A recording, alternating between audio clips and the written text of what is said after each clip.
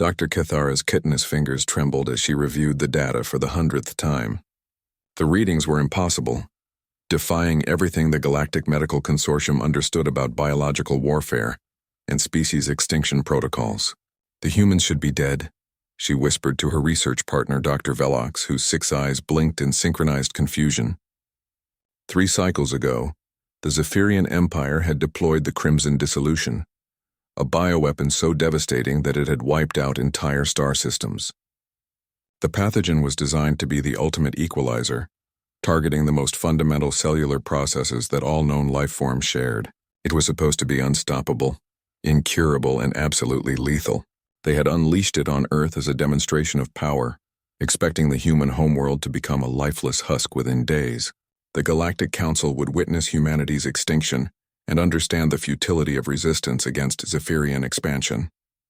But humans, as they had done countless times before, refused to cooperate with extinction. Instead of dying, they did something unprecedented. They adapted. The first reports came from human colonies scattered across the outer rim.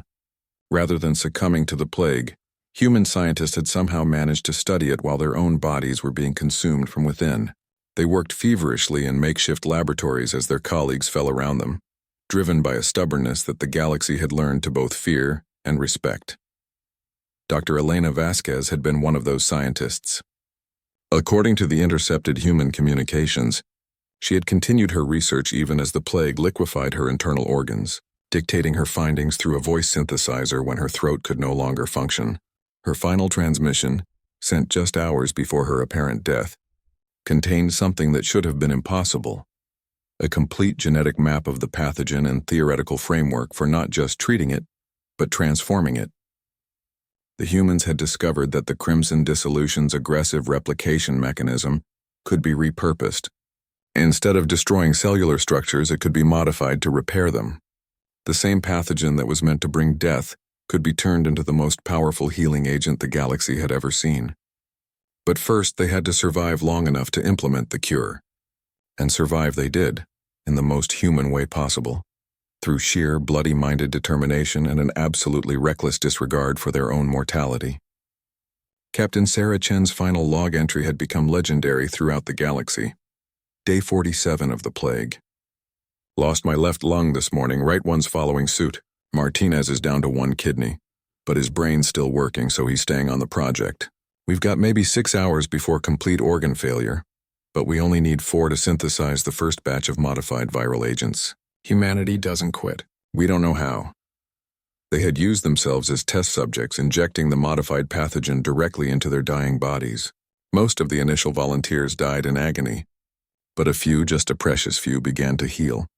Not only heal, but regenerate tissue that had been completely destroyed. The modified Crimson Dissolution didn't just cure the original plague.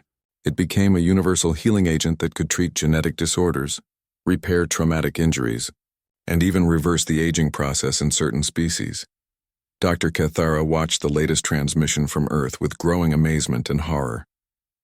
The planet that should have been a graveyard was now bustling with activity. Humans who had been at death's door were not only alive but healthier than they had ever been, and they weren't keeping the cure to themselves. "Attention, Galactic Medical Consortium," came the voice of Dr. James Harrison, who had supposedly died 2 cycles ago but was now addressing them from a fully operational research facility. "We're transmitting the complete synthesis protocols for what we're calling the Phoenix Serum. Free of charge, no strings attached. We figure if someone's going to try to kill us with a plague, the least we can do is turn it into something that saves lives." The implications were staggering. The modified pathogen could cure diseases that had plagued civilizations for millennia.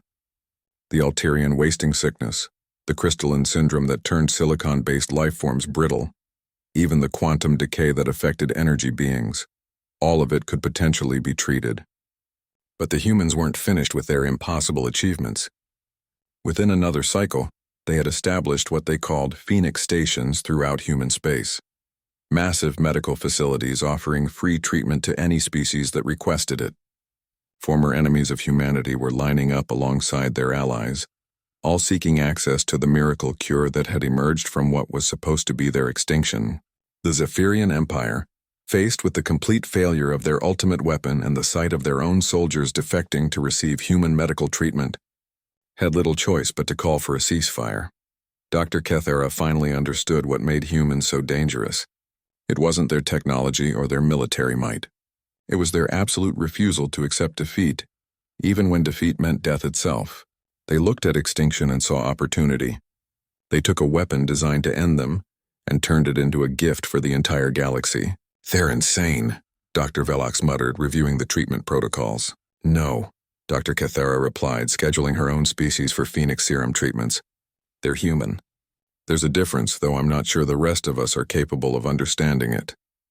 As she prepared to recommend full alliance status with humanity to the Galactic Council, she couldn't help but wonder what impossible thing they would do next. In a universe full of logical species following predictable patterns, humans remained beautifully, terrifyingly unpredictable.